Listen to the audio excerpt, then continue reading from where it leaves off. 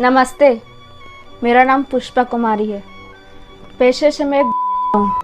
वैसे तो मेरी ज़िंदगी में कई बड़ी परेशानी आई है, लेकिन जो मैं अभी आपको बताने जा रही हूँ शायद ये मेरी ज़िंदगी की सबसे बड़ी परेशानी। 10 साल की बेटी है मेरी, स्नेहा कुमारी। कुछ दिन पहले ही स्कूल गई थी इसके एडमिशन करवाने। नमस्ते सर।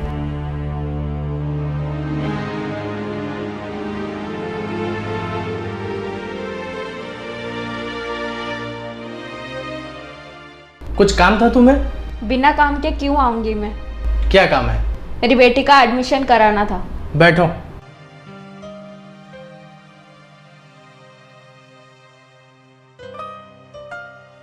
ये लो, फॉर्म भर दो।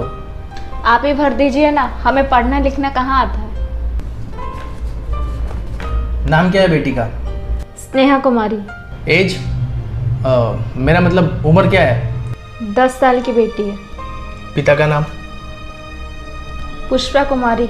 माँ और बाप दोनों मैं ही हूँ।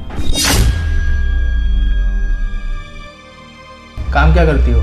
वे क्या तुम्हारी हिम्मत कैसे हुई यहाँ आने की? अब वे की हमारे स्कूल में पढ़ेगी? क्यों सर, जब यहाँ पढ़ने वाले और पढ़ाने वाले के घर आ सकते हैं तो एक बेटी यहाँ पर पढ़ क्यों नहीं सकती? ऐसा है, ज़्यादा बड़ी बड़ी बातें मत करो। हम नहीं पढ़ा सकते तुम्हारी बेटी को यहाँ। और वैसे भी तुम्हारी बेटी को जो सीखना है तुमसे बेहतर और कौन सिखा सकता है। इसलिए चुपचाप उठो और निकलो यहाँ से। सही है सर, मेरी बेटी को मुझसे बेहतर कोई सिखा ही नहीं सकता, क्योंकि इस दुनिया में जितने बुरे लोग हैं ना, उन्हें मुझसे बेहतर कोई समझ नहीं सकता। ठीक है, मत करे एडमिशन।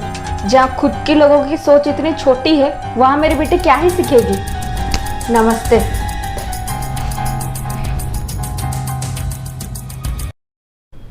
दुनिया की सेवा करने वाली को आज हमारी क्या जरूरत पड़ गई? बेटी को पढ़ाने चाहती हूँ मंत्री जी, एक अच्छे से स्कूल में एडमिशन करवाना चाहती हूँ, पर स्कूल वाले एडमिशन ही नहीं देते। बोल रहे हैं कि एक धंधे वाले की बेटी पढ़कर क्या ही कर लेगी। सुना है आपकी भी एक इधर स्कूल चलता है, अगर आप एडमिशन दिला देते हो तो। सही तो कह रहे हैं स्कूल वाले। अब की बेटी पढ़ाई करेगी, स्कूल जाएगी, उससे क्या अपने एरिया का अफसर बनाना है? वैसे एक बात कहूँ, तुम अपनी बेटी को अपना वाला काम सिखा दो। वैसे भी तुम्हारी बेटी है ना, तो खूबसूरत तो होगी ही, और अगर अभी से काम सीख जाएगी तो आगे चलकर बहुत डिमांड में रहेगी। ठीक है मंत्री जी, उसकी डिमांड भी आप ही लोग जैसे करेंगे जो दुनिया के सामने सफ़ेद चादर ओढ़ कर रहते हैं। और मैं अपनी बेटी को जरूर पढ़ाऊंगी, चाहे कोई मदद करे या ना करे। सोची थी आप मेरी मदद करोगे, लेकिन आप भी बाकियों के जैसे छोटे सोच वाले ही निकले। अच्छा, चलती हूँ। नमस्ते।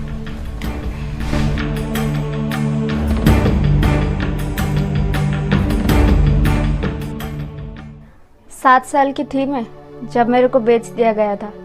तब मुझे नहीं पता था कि मैं क्या हूँ, क्या कर रही हूँ, और जब तक समझ आया तब तक बहुत लेट हो चुका।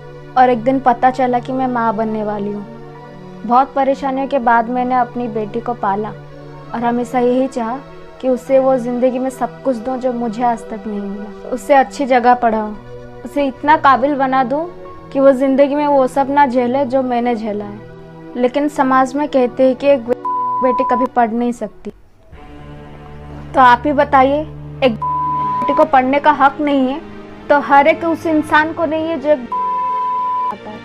और ये वीडियो मैं सिर्फ इसलिए बना रही हूँ ताकि इसे कोई बड़ा नेता या बड़ा अधिकारी देखे और मेरी बात का जवाब दे।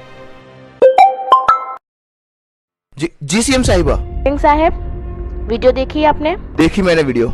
ये वीडियो बहुत वायरल हो रही है। सभी लोग पुष्पा को सपोर्ट कर रहे हैं। तुम्हारी वजह से हमारी पार्टी की इमेज बहुत ज़्यादा खराब हो रही है। मुझे इस प्रॉब्लम का सोल्यूशन चाहिए। तुम पुष्पा से माफ़ी मांगोगे और उसकी बेटी का एडमिशन अपनी स्कूल में करवाओगे। ठीक है, जैसा आप कहें।